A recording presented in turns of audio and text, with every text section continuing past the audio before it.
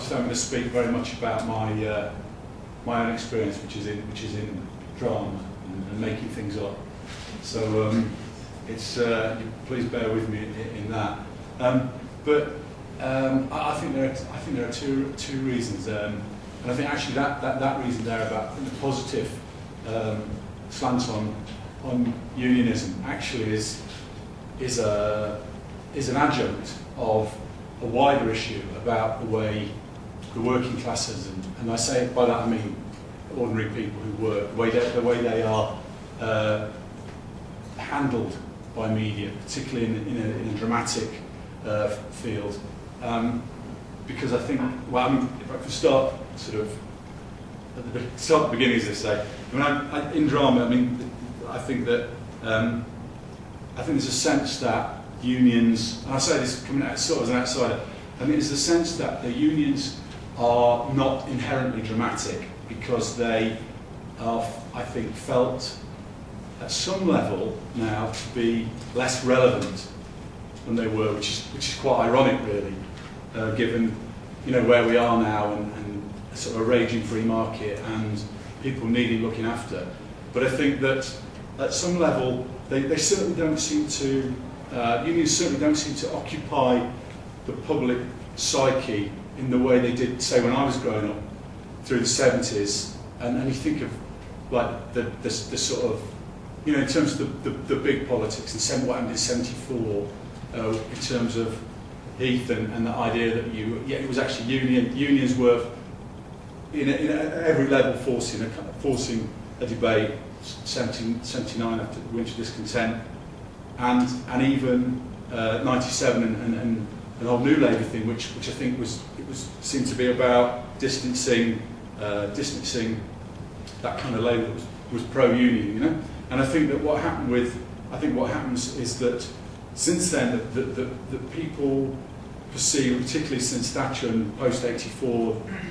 the NUM having their teeth pulled, that there's a perception that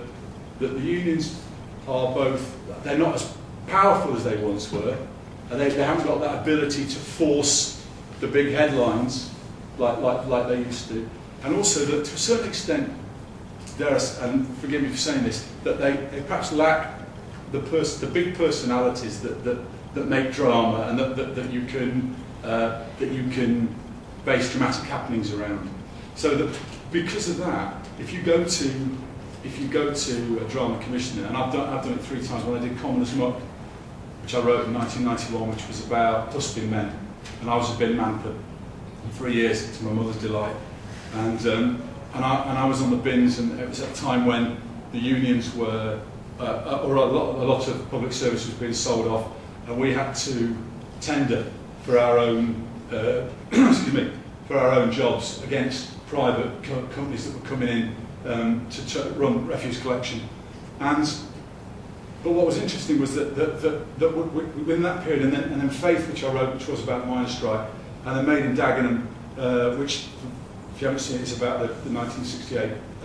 Ford machinist strike. And excuse me, in each of those stories, there was when I pitched those stories originally, there's a kind of a sort of resigned. It's not a cynicism so much as a sort of a world weariness, as if what relevance does that have now? And I think that that's something that one is fighting against all the time. But that brings me on to the second point, which I think is actually, in some ways, is a kind of more dangerous thing. But it's a thing that I find, which is actually, in terms of some of the broadsheets, for instance, in the printed media, that there's a sense that if you're writing about working class people, working people, and the unions which represent them, the media want those working class people at some level to behave like victims. And I think that there's a sense that there's a white collar metropolitan middle class which is creating a lot of drama and judging a lot of drama, and in a sense there's a kind of, I perceive a kind of, at some level, a sort of cathartic guilt trip excuse me, going along around that. And sometimes it's hard to say, which brings back to the original point, it's hard to say to people, actually, this estate that I want to write about, for instance, in Made in Dagenham, it's been very interesting that it's been fantastically successful in terms of